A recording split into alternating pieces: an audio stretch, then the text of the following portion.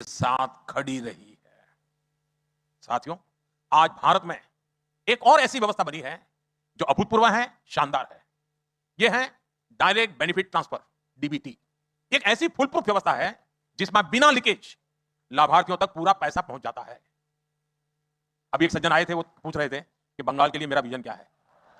ये विजन है direct benefit transfer, no leakage, no कटकी, और ये पैसे भी सीधे उनके बैंक अकाउंट में। आप कल्पना कर सकते हैं, बीते 12 साल में, ये आंकड़े जरा आपको चौंकाने वाले हैं, बीते 12 साल में 50 लाख करोड़ रुपए, 50 ट्रिलियन रुपीज की मदद डायरेक्ट लोगों के बैंक अकाउंट में भेजी जा चुकी है। 50 लाख करोड़ रुपए। साथियों, जब ऐसी व्यवस्था बनती है तब लोगों का भरोसा बढ़ता है, तब लोगों में आत्मविश्वास आता है, और तब 25 करोड़ भारतीय गरीबी को हरा करके, गरीबी को परास्त करके, गरीबी से बाहर निकल करके शान से जिंदगी जीने का आरंभ करते हैं। साथियों, मैं आपको एक और डेटा देता हूं। आपने यह सुना होगा कि दुनिया की जितनी रियल टाइम डिजिटल पेमेंट्स होती है उसकी करीब 50%, 50% अकेले भारत में होती है। दुनिया की 50%।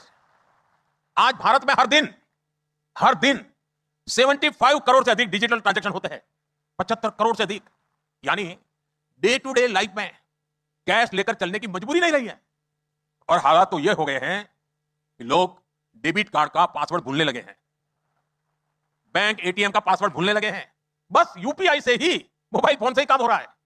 साथियों, जब सपने बड़े होते हैं तो सरकार के काम करने की स्पीड भी उतनी ही तेज हो जाती है। आज भारत में आप जाएंगे तो चारों तरफ हाईवे और एक्सप्रेसवे बनते हुए दिखाई देंगे। 12 वर्ष में हाईवे निर्माण की स्पीड 3 गुना बढ़ गई है। यह भी दुनिया में वन ऑफ द फास्टेस्ट है। इस दौरान भारत में एक्सप्रेसवे की लंबाई 100 किलोमीटर से बढ़कर 3000 किलोमीटर तक पहुंच चुकी है। और भारत के जो ये बड़े सपने हैं, इसको भारत का युवा ड्राइव कर रहा है। 12 साल में ग्लोबल क्यूएस रैंकिंग में भारतीय यूनिवर्सिटी की संख्या 11 से बढ़कर 50 से अधिक हो चुकी है। आज भारत के नौजवान बहुत बड़ी संख्या में पेटेंट फाइल कर रहे हैं, इनोवेशन को गति दे रहे हैं। इसलिए तो आज भारत 2 लाख से अधिक रजिस्टर्ड स्टार्टअप्स वाला देश है। 2 लाख से अधिक, करीब 125 यूनिकॉर्न्स वाला देश है। और तभी तो मैं कहता हूं कि भारत सिर्फ फास्टेस्ट ग्रोइंग इकोनॉमी नहीं है, भारत में billion plus dreams in motion है। साथियों, हम भारतीयों को ताजा खाना जरा ज्यादा पसंद होता है। गर्मा गर्म हो तो बात ही कुछ और होती है। इसलिए मैं भारत के सामर्थ्य का एक सबसे ताजा उदाहरण देता हूं, गर्मा गर्म।